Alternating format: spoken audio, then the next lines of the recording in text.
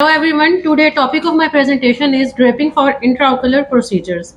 The procedure of covering patient and surrounding area with a sterile barrier to create and maintain sterile fluid during operation.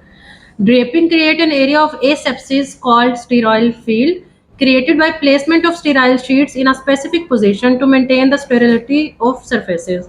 Patient and operating room bed covered with sterile drapes. Object drape include instruments table, trays and some surgical equipment. So first of all, pyodine solution to create sterile field, apply pyodine solution 10%. It should be applied directly for pre-operative purposes. Stain the skin to indicate the area to be disinfectant. Avoid its pooling in skin folds. Remove any excess solution before applying occlusive dressing. This is the picture of the pyodine solution used in our OT. Then the alcohol swab, next step is to clean the pyodine solution with alcohol swab. It consists of 70% isopropyl alcohol. It's a way of application of disinfectant prior to surgery. This is the picture of the alcohol swab. So next is the draping material selected to create and maintain an effective barrier that minimizes the passage of microorganisms between non-sterile and the sterile areas. It should be effective. It should maintain isothermic environment appropriate to body temperature. Fabric material must be penetrable by steam. This is the picture of the draping material.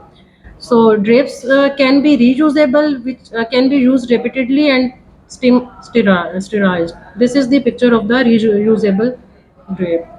Disposable drapes prevents bacterial penetration and fluid breakthrough.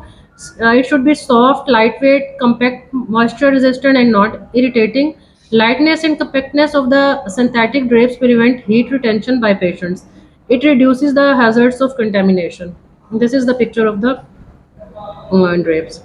Plastic incisional drapes, it should be impermeable. Polyvinyl sheeting are available in the form of sterile, pre-packed surgical drapes. Incision is made directly through the adherent plastic drape.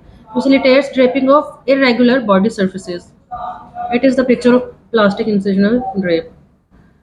Standard drapes, plain sheet is used to cover instrument, table, operating tables and the body regions. Sheet should be large enough to provide an adequate margin of safety. Slit sheets are used for draping, leaving the operative site exposed. So what's the draping procedure? Carry the folded drape to the operating site where the drape is carefully unfolded and placed in proper positioning. Protect the gown by distance and the gloved hand by cuffing drapes over them. The scrub nurse should have all parts of the drapes and under positive control at all times during placement. Draping is always done from sterile area to an unsterile area.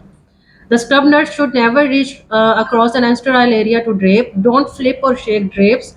Rapid movement of drapes create air currents on which dust and droplet nuclei migrate.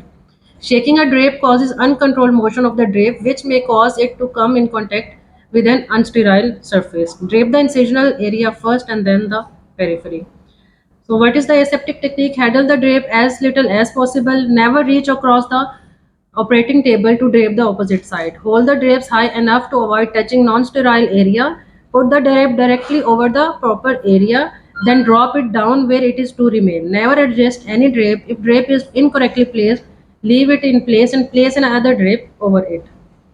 In unfolding a sheet from operative side toward foot or head of the table, protect the gloved hand by enclosing it in the turned back cuff of the sheet. If the drape becomes contaminated, discard it immediately. Thank you. 6 minutes.